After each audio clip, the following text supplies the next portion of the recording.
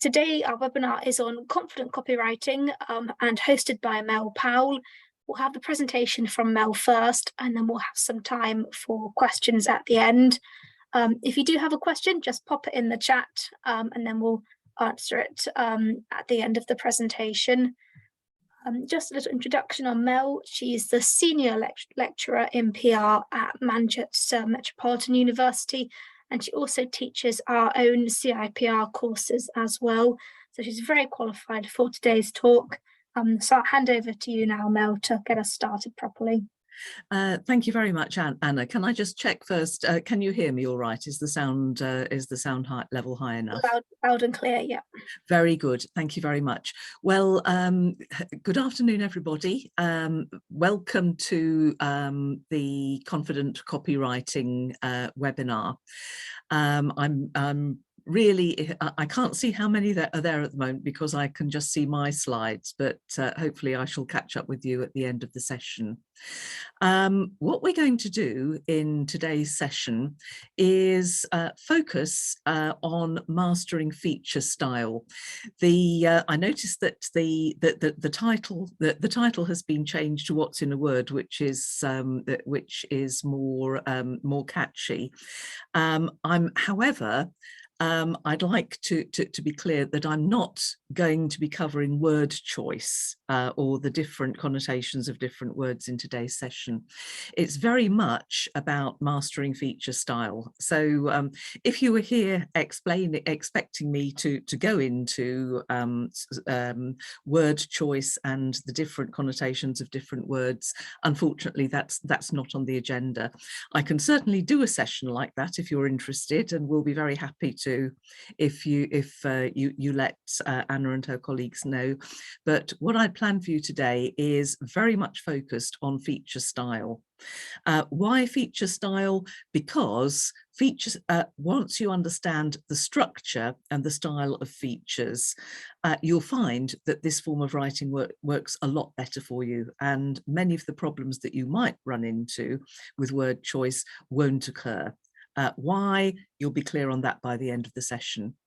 What we're going to cover today is what features are and why they're so important for PR practitioners. The key focus of features is it's all about the reader. So we're going to look at how to identify and get to know your reader, and then how to write to them. We're going to be looking at one of the most useful confidence builders about features, which is that there is one single simple structure which underlies every feature piece. And once you know how to do that, pretty well every other feature piece runs on the same lines. We're going to be looking at feature style, some of the principles of it, some of the pitfalls of it, and how you can avoid them. The key point about how you get the reader to read right to the end of a feature.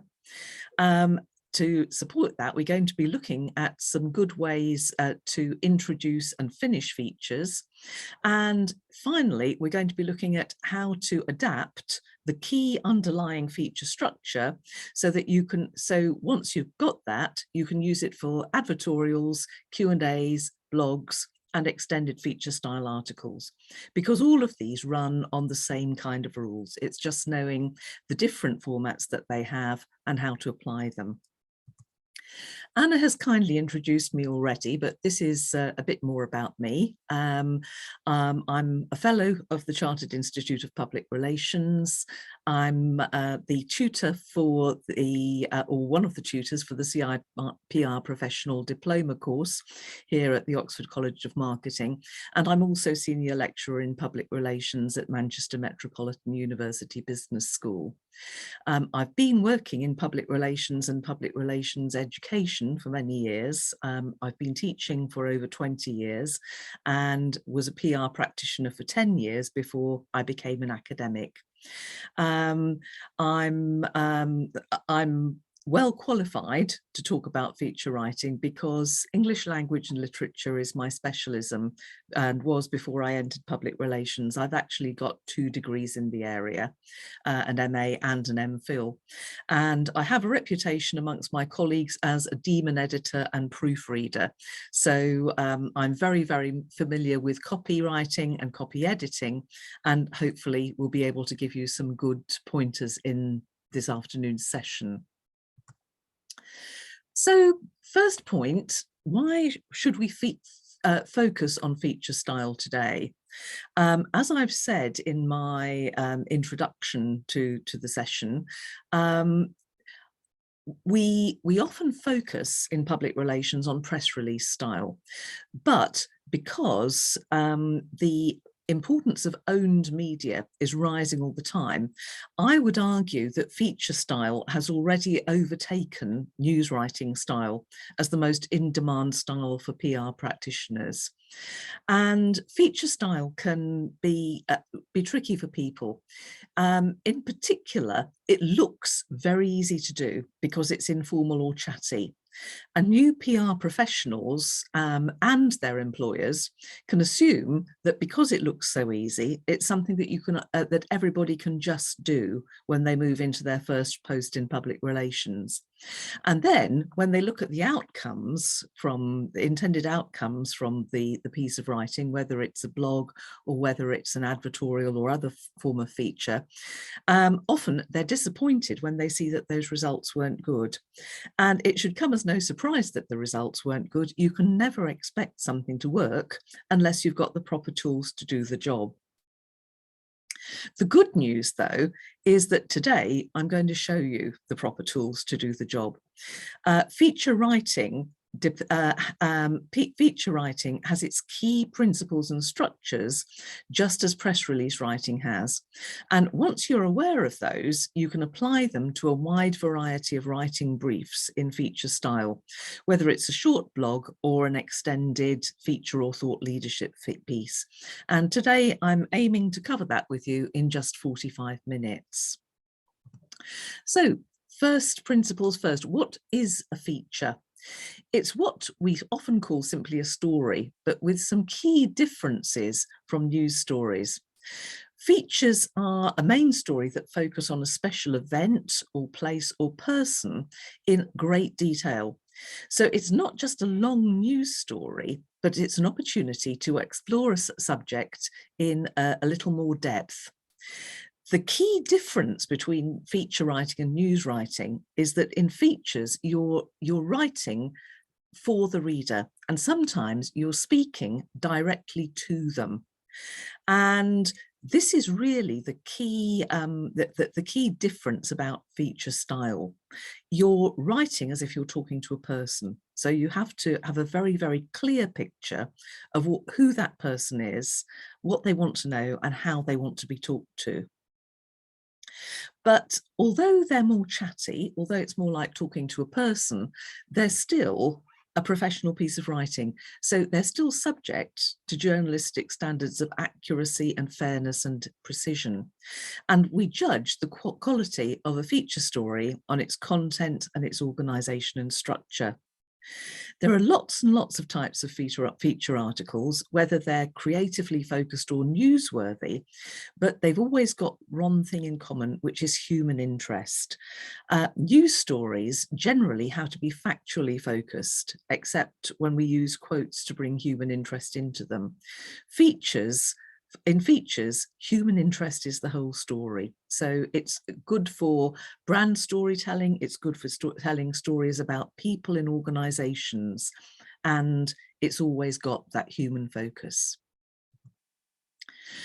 When we're looking at feature style, we're looking at a style that is longer and detailed and more deeper than a news story format.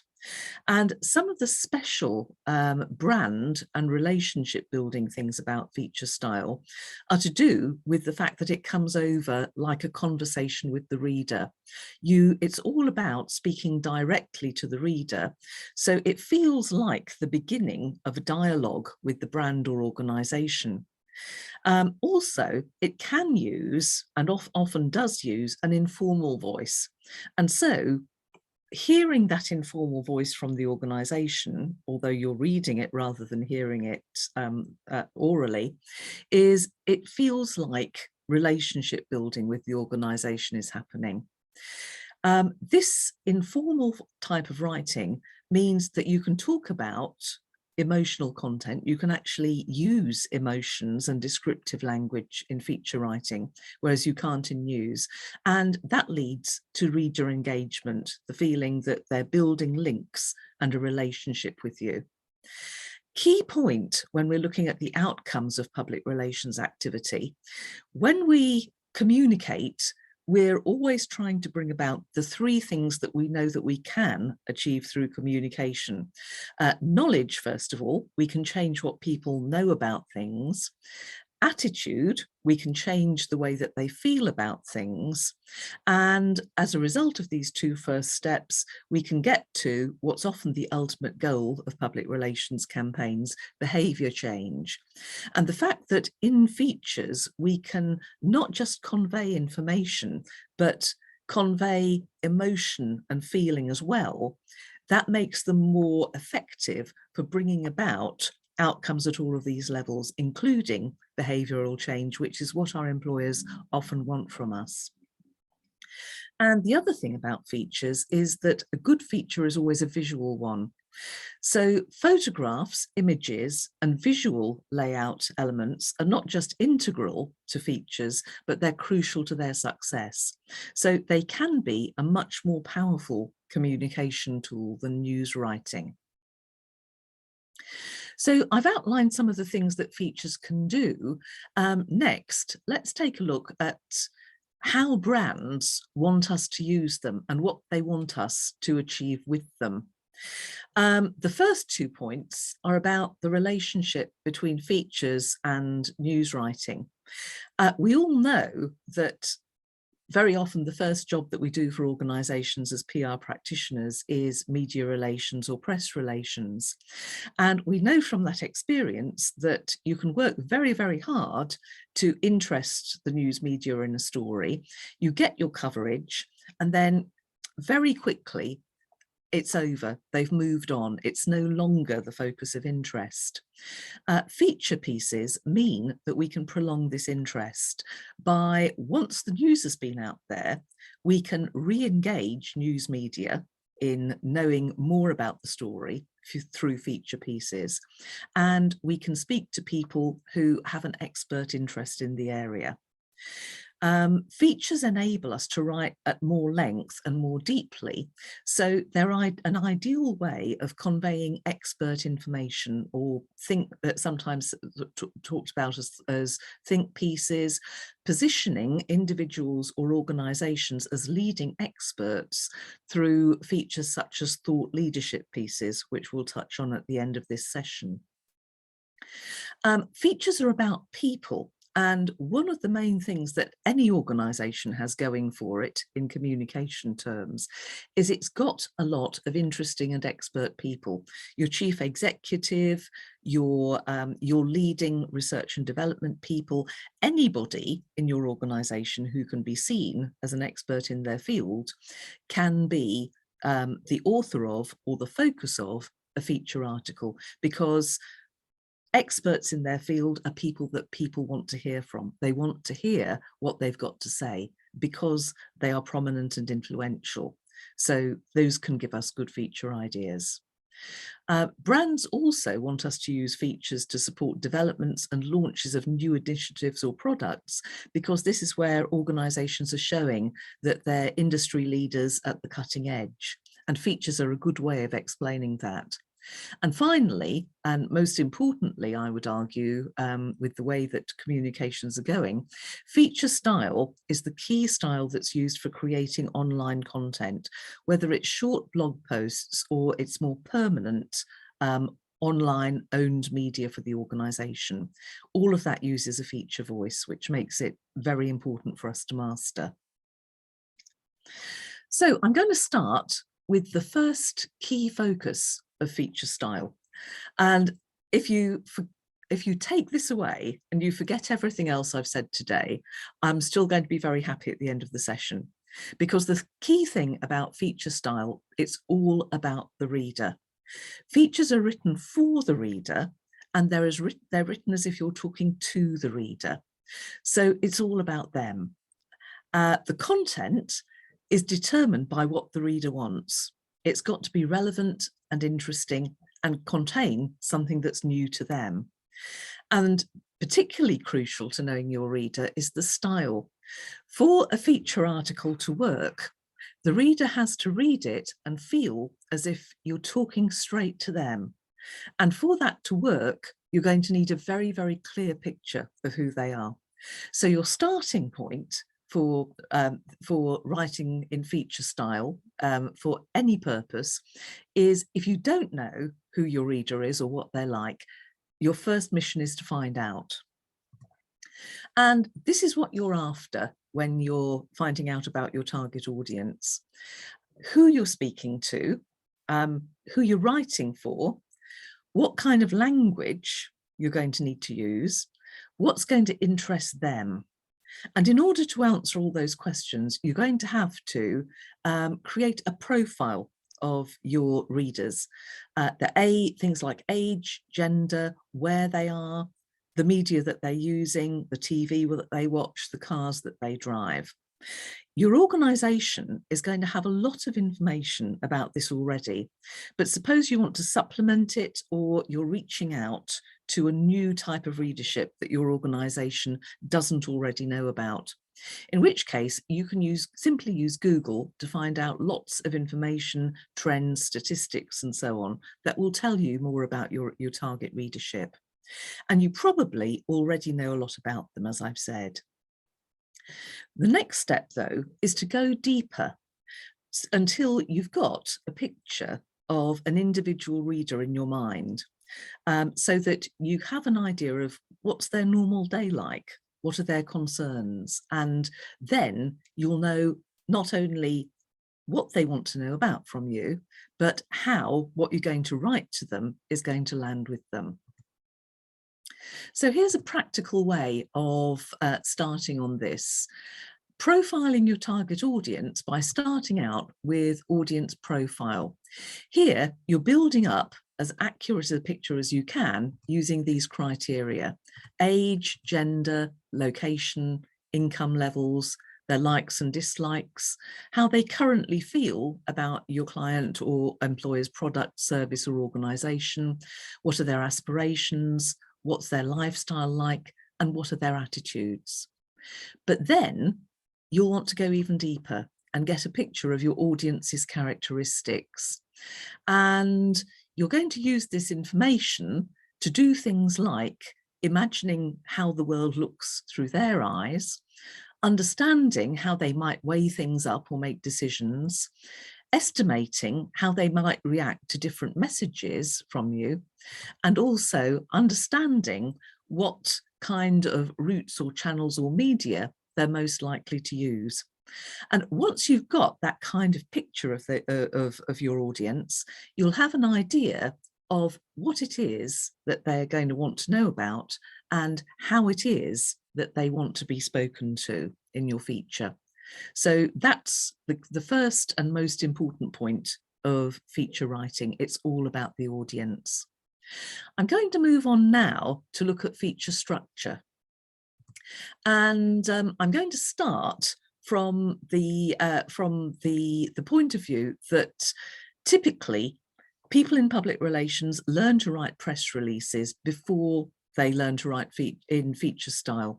Mainly, it's partly because of career structure. It's partly because, as I've said, many employers make the assumption that feature style will just come, and that is not the case. So I'm going to start with press releases, which I'm assuming that you're familiar with already.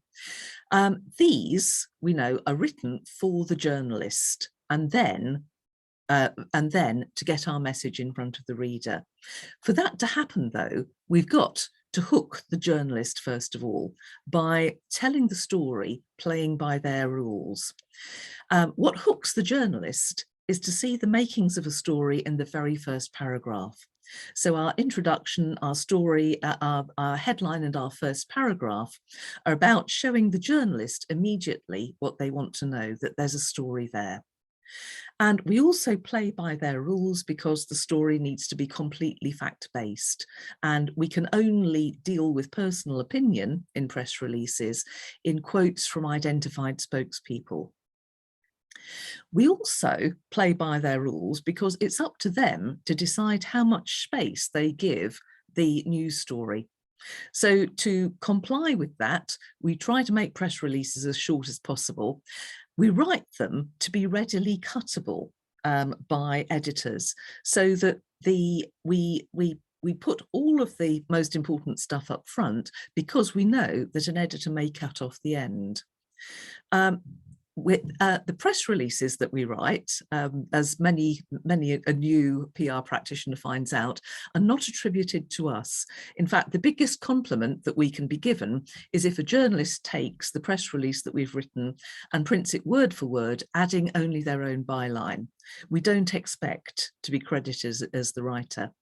And although we might send pictures or a photo opportunity as an attachment to a press release, these don't appear in the text. It's not an integral part of our news story. But when we move to features, we can see some similarities, but some key differences. Features, I've already said, it's all about the reader, so they're written for them. And the aim is to gain and then hold the attention of that reader that we're writing directly to and for. The title and the introduction on a feature article are still to hook a person's attention, but that person is the reader this time, not the journalist. Features are written to an agreed specific length, and that is really for a really important reason. They're brought about in a different way from press releases. We tend to agree them in advance or to be asked to write them to a particular pre-arranged length. This is because the ending of features is absolutely crucial. They're not written to be cuttable, unlike press releases, because the ending is so important. And why is it so important? It's because of reader psychology. We want that recency effect at the end. When the reader has read the piece, we want the final word to stay with them. So that's why the ending is very, very crucial, and you write features to a particular length. Authors in features are really important because people are often reading the piece because it's written by a particular person or a particular person is being interviewed. So people are important in features, and as I've said, it's often the key reason why people read them. And a good feature is a visual feature, so the pictures and the visual layout are integral to a feature, so that you're conveying information to people both through words and through pictures. So features and press releases, there are some key differences, there are some key similarities. The good news in this picture, I would say, is that both press releases and features are actually using the same underlying structure, but they're using it differently for different readerships and different purposes. And if you're already familiar with this for press releases, you can very easily adapt that knowledge to knowing how to structure a feature. Same kind of inverted triangle structure for both. The press release, though, uses the lead to hook the journalist with the full story. The body of the press release follows up with key details, or the news summary, as we sometimes call paragraph 2. The quote from an attributed spokesperson in paragraph 3, and then the dotted line that I've shown there is where you might expect an editor to cut it if they think it's too long. So the final bits need to be bits that you can lose, secondary details and the ending. And of course, we always signal to journalists when we want them to stop printing what we've said and when information that is just for them and the editor is to follow. We use a similar thing for features, but in this case, because it's all about the reader, the lead or introduction is doing something different. It's containing what I like to call the hook, the thing that draws the reader's attention in the first place, and the bridge, the transition to the main body of the story. In that main copy bit in a feature, our job is to build the story and hold the reader's interest right to the end.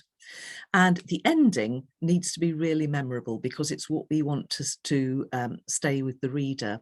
And sometimes we also include there a call to action, depending on the type of feature or purpose of the feature that it is. So you can see, same kind of structure, but that you're using it with the reader in mind rather than a journalist. And I'm going to move on and fill in a bit more about the detail of that structure later on. First of all, though, I did say that I would include some feature style pitfalls and how to avoid them. So I'm going to do that now. Pitfall 1 is what I would call the polyfiller or fill space pitfall. If you read Private Eye, which I do all the time, and I think all PR practitioners need to, because it alerts us to what's really going on in the world of media and also in the political world. If you're a Private Eye reader, you'll be familiar with the two hack writers, Polyfiller and Fill Space, who are generally told by their editor to write a 500-word piece, and then they just say, right, I've got to do my 500 words. I'm just going to write and spin it out until I've got my 500 words. So, and that kind of pitfall can also face PR practitioners. If you're asked for a feature of a particular length, it can be tempting just to focus on the number of words and spinning it out. The antidote to this is to think of every single piece of feature writing that you do as a little mini PR campaign in itself.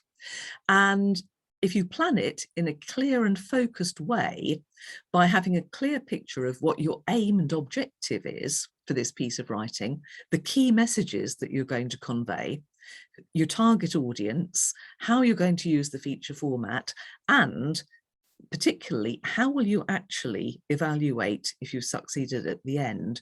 Then you'll have a very clear picture of what you're writing for, and you will automatically write in a much clearer and more focused way. And the other avoiding point here is, once you understand feature structure and know how to use it, you will avoid the pitfall of just filling space. Pitfall number 2 is a very common one, which is thinking that conversational writing is easy. And it absolutely isn't, and for some very, very good reasons. I'm going to leave the identification of those reasons and some detailed suggestions for dealing with those problems at the end.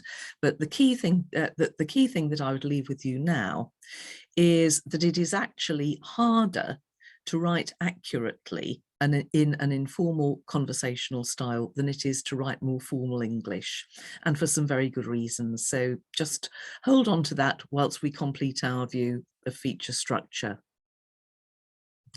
So I'm now going to move on to look at the structure of a feature article in a lot more detail. And just recapping what I showed you on the inverted pyramid diagram, the 4 areas of a feature article are the introduction or lead, or what I sometimes call the hook, which is there to gain or hold the reader's attention. And this is typically the first 2 or 3 paragraphs. Then you will need another paragraph, which we call the transition or the bridge, which gives the point of the story in a nutshell and explains why it's important. Why do we need that? Well, sometimes in the hook, you may have been a bit mysterious. You will have used the thing that is most interesting and exciting to the reader to gain their attention. You may then need to relate it to what comes next, which is why we use the bridge. Then we come to the main story, where you build up the story and hold the reader's interest. And here you use as many paragraphs as you need to tell that story. And then finally, we've got the ending, which is a memorable punchline that we need with the reader, which takes ideally only one short paragraph. So let's unpack that in a bit more detail and give some specific ideas. Just like a press release, a feature needs a headline, short and simple, to grab the reader's attention and convince them to read the piece. And ideally, the headline should highlight the central idea of the article in a way that's clever and catchy. Then the start of the article is your lead or your introduction or the hook, which you could think of as a preview to the rest of the feature article. It's there to introduce the ideas that you're going to explore. It's usually about 10% of your overall word count, or 2 to 3 paragraphs, and it's to draw the reader in further from the headline. So what makes a really good introduction? It's usually based on the strongest point of the article, and it needs to say very clearly what it's about. It should be simple, clear, and uncluttered. The style needs to be appropriate to the article, and it makes the reader want to read on. It does this by hinting at interesting things to come. And here are 2 examples of feature introductions, from a light one from The Sun. Shopping with a bump, a buggy and 2 kids is enough to send you off your trolley, which leads into a more serious but light-hearted article about the challenges of supermarket shopping for parents, and a more serious one from the Financial Times. Anyone who uses a taxi in Lisbon instantly confronts one of the most pressing problems of the Portuguese economy. Prices are rising so quickly that the meters can't keep track. What could be a more immediate way to draw a reader into a story which is a serious one about inflation in another country than saying that's what you would see happening if you got into a taxi after you'd arrived? So 2 very different approaches, a very light one, an engaging one leading into a more serious article. So those are 2 journalistic approaches for that. I'm going to show you now my own top 6 feature introduction techniques.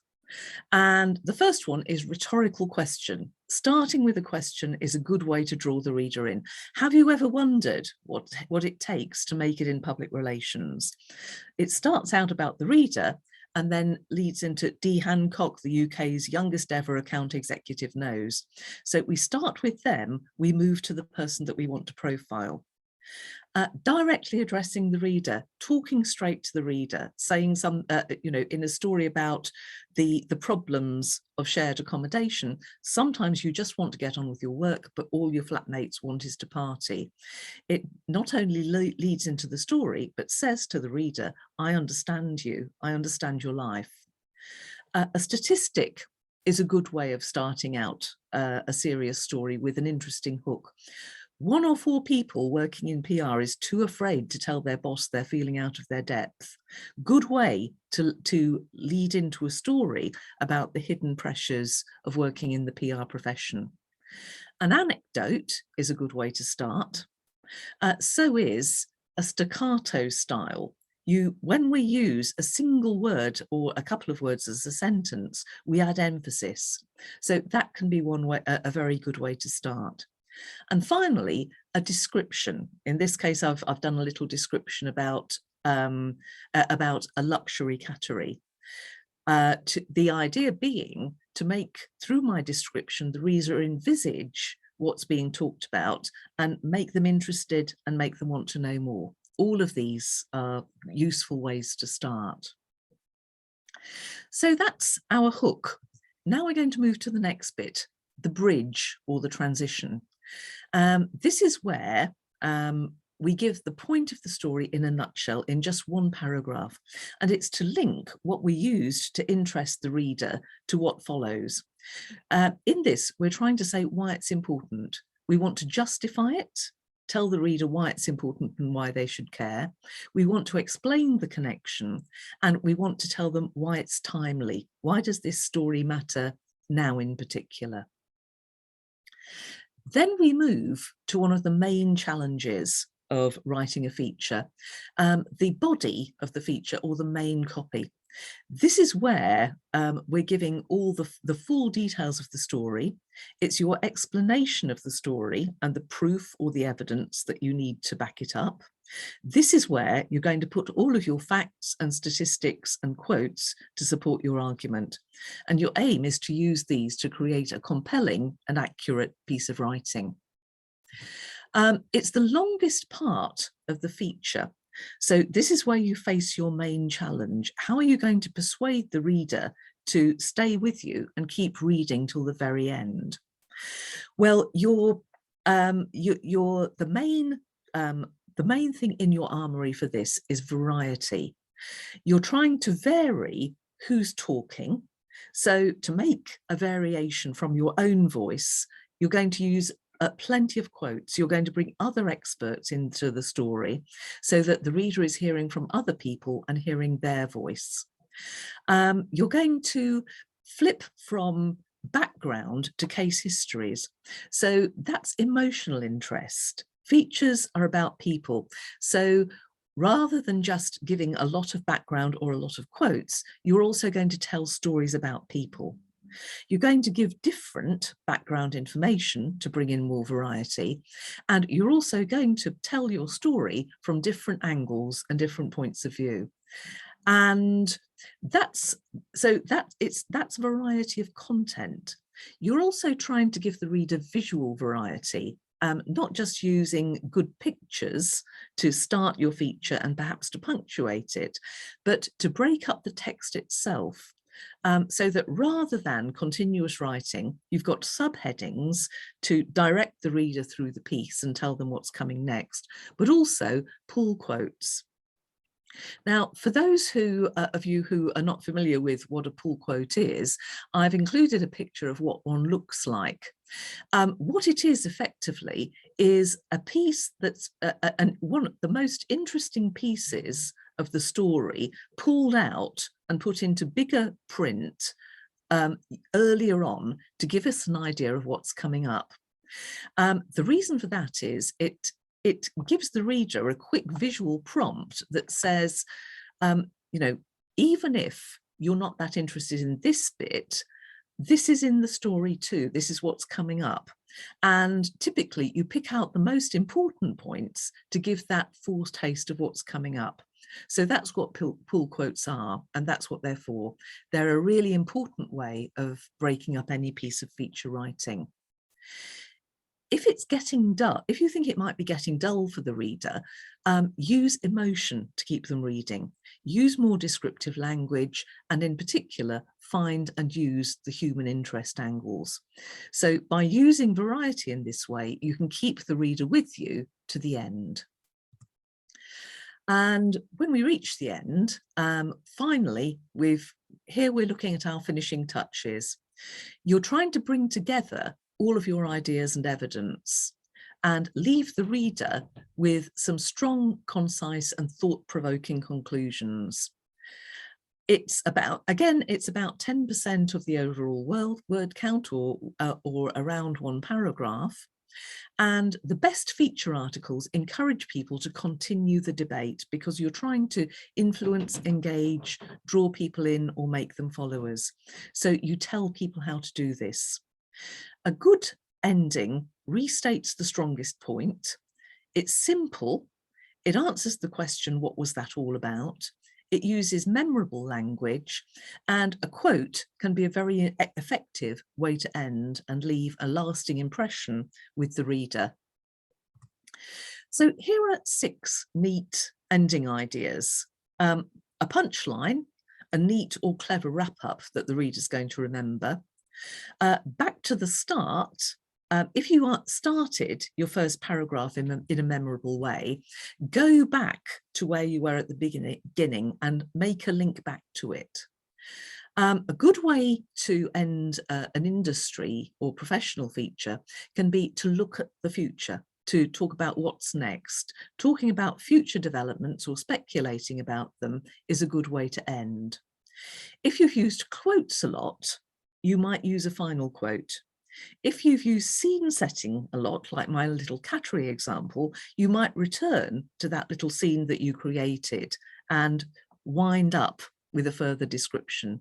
You might use a question again, a question that leaves the reader thinking further about it, or you might wind up with an invitation, encouraging the continuation of that debate through social media, comment pages, or discussion forums.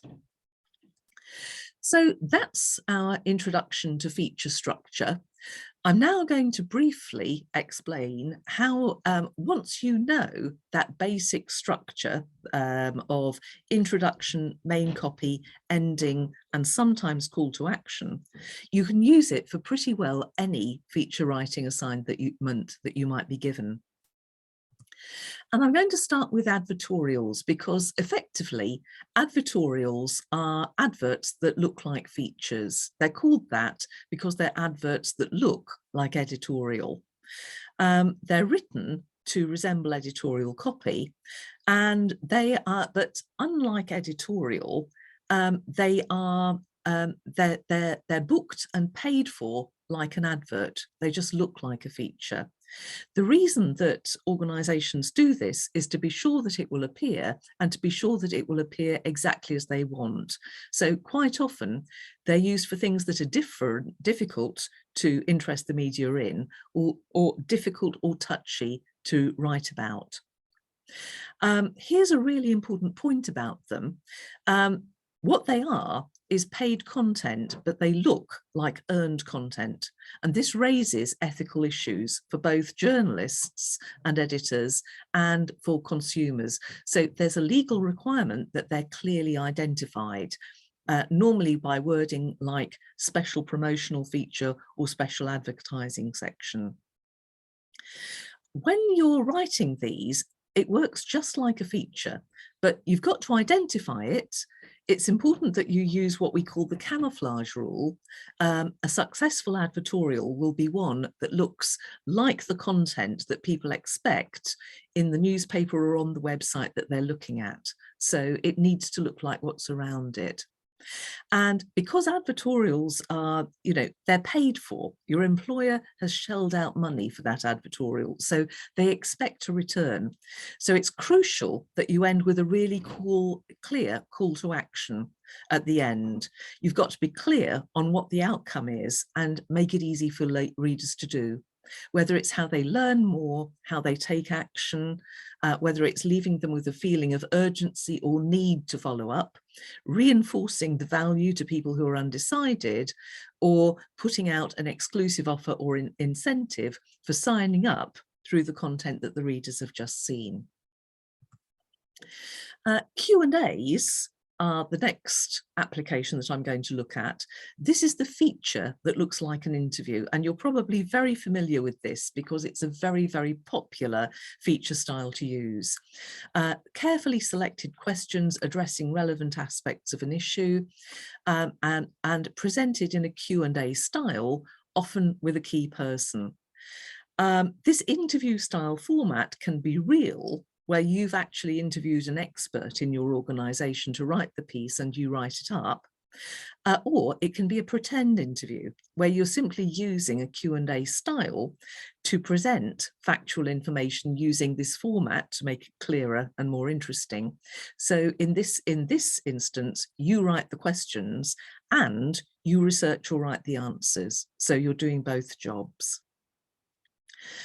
Once again, applying the feature format is much the same, but Q&As are doubly about the reader.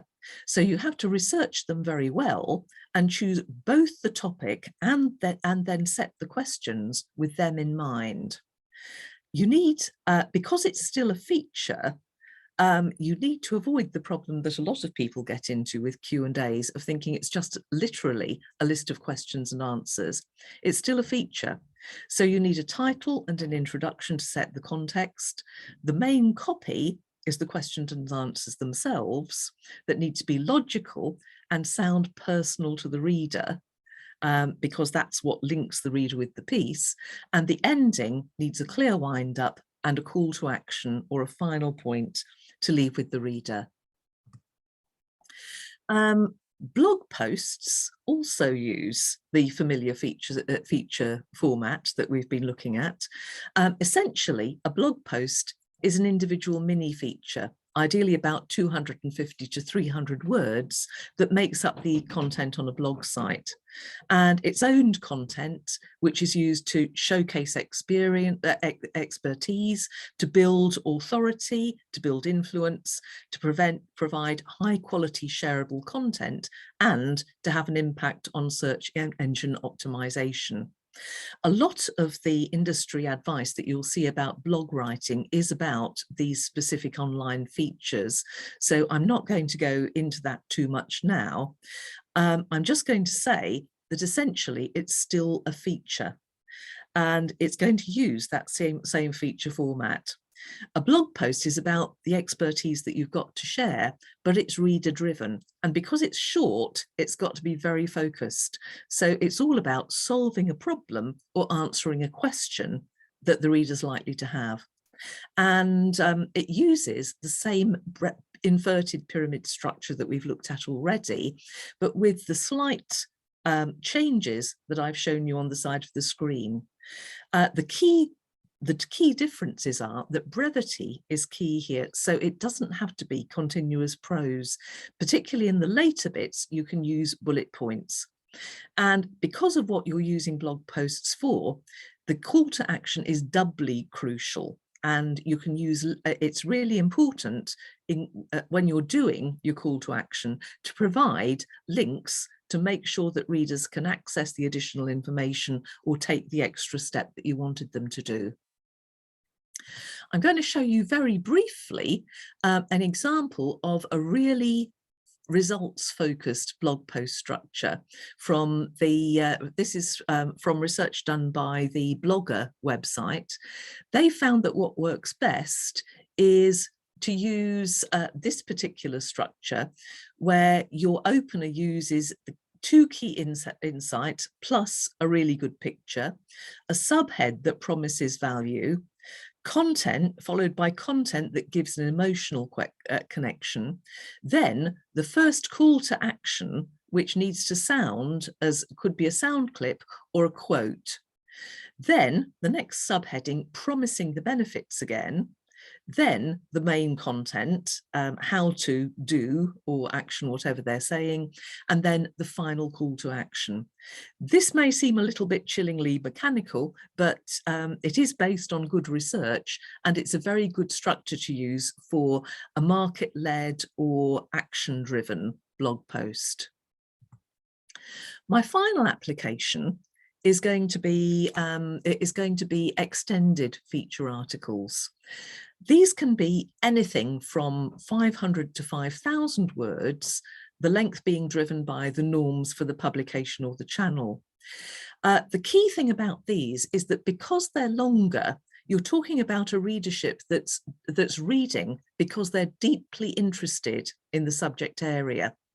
And these can be enthusiasts, if you're talking about a consumer magazine or website, or experts, if you're talking about a trade or professional channel. What you're writing for this audience is to influence, position yourself or people or your organization or people within it as experts, or for purposes of thought leadership, typically in professional journals or magazines. And the format and style are driven by the context here.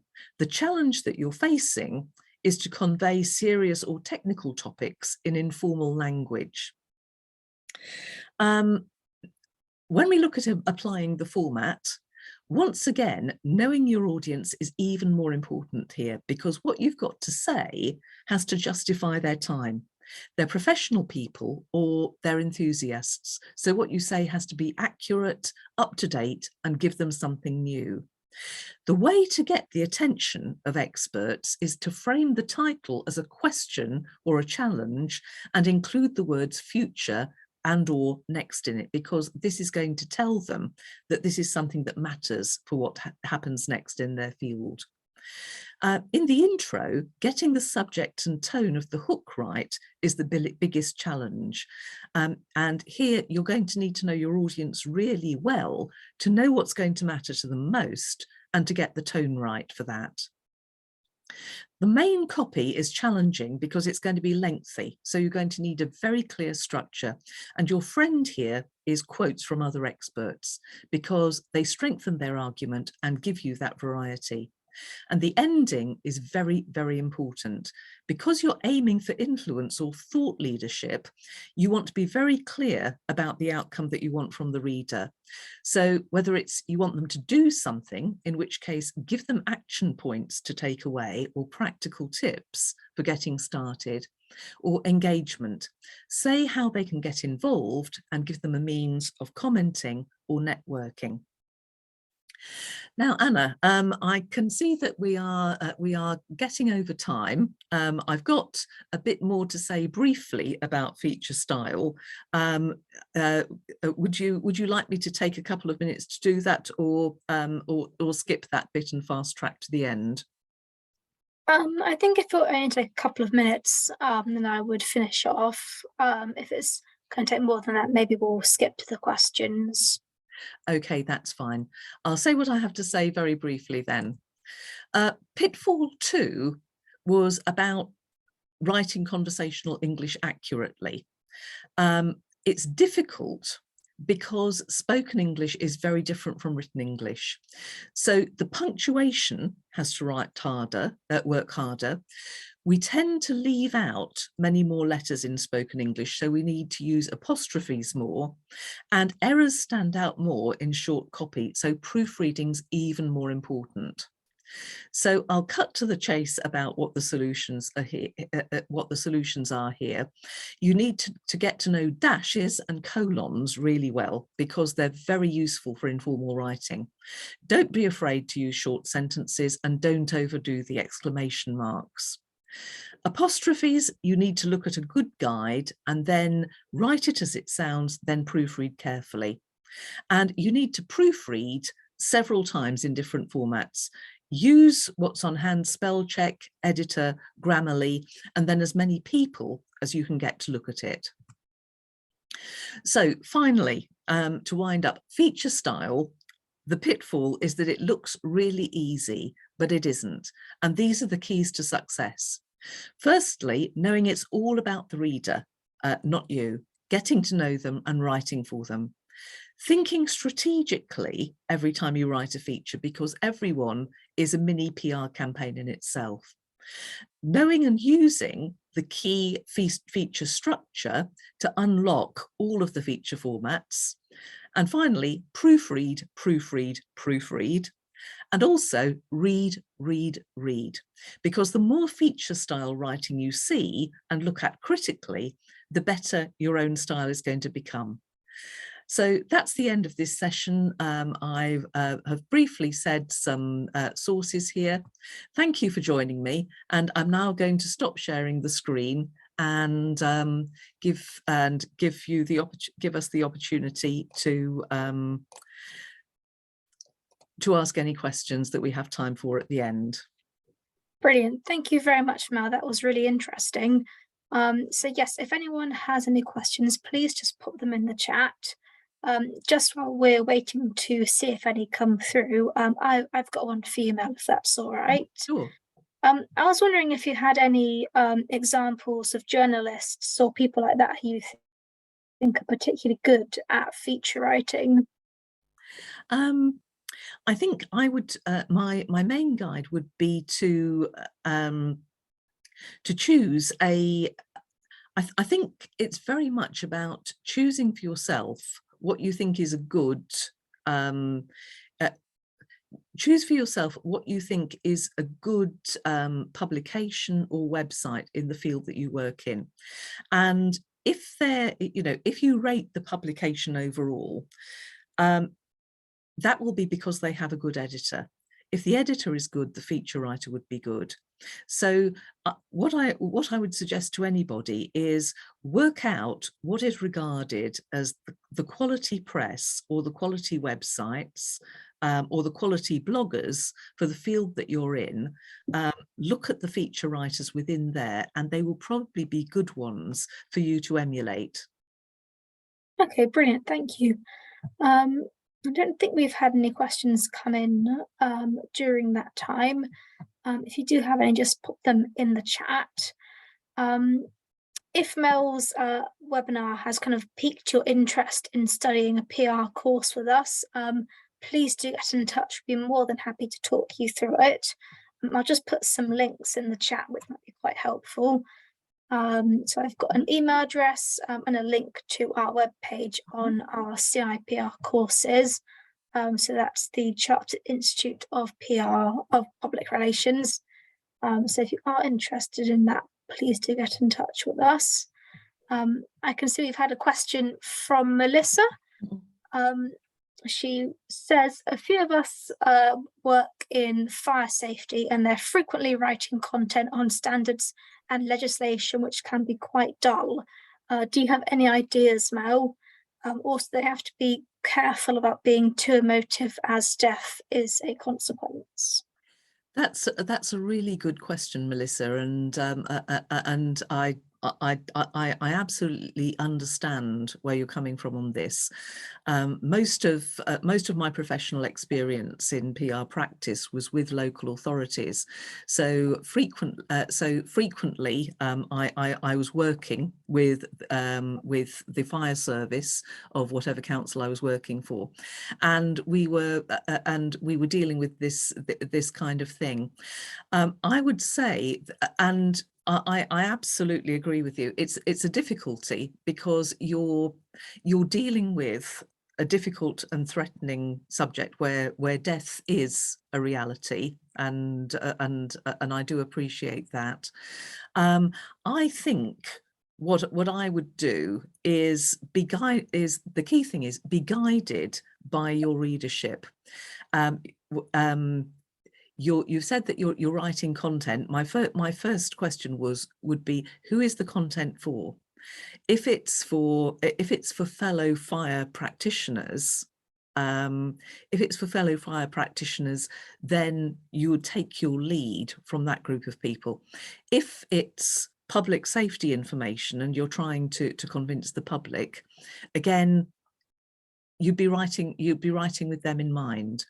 And so what I would do, if you're trying to convey safety and standards information in feature style, I'd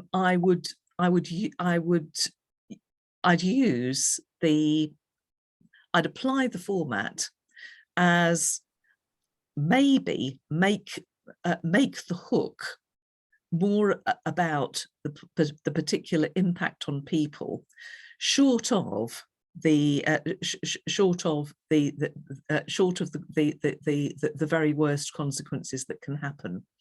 I think it's when you're writing to the public about fire safety, it's important to make an emotional connection with them, to say why it matters, but you don't want to frighten them. So you might concentrate on perhaps on fire damage or fire disruption rather than the loss of life. You might focus on, you might, for instance, use a human interest introduction of somebody, start the story with somebody reflecting how much they wish they had installed a smoke detector, and then telling the story of what could have been avoided if they could.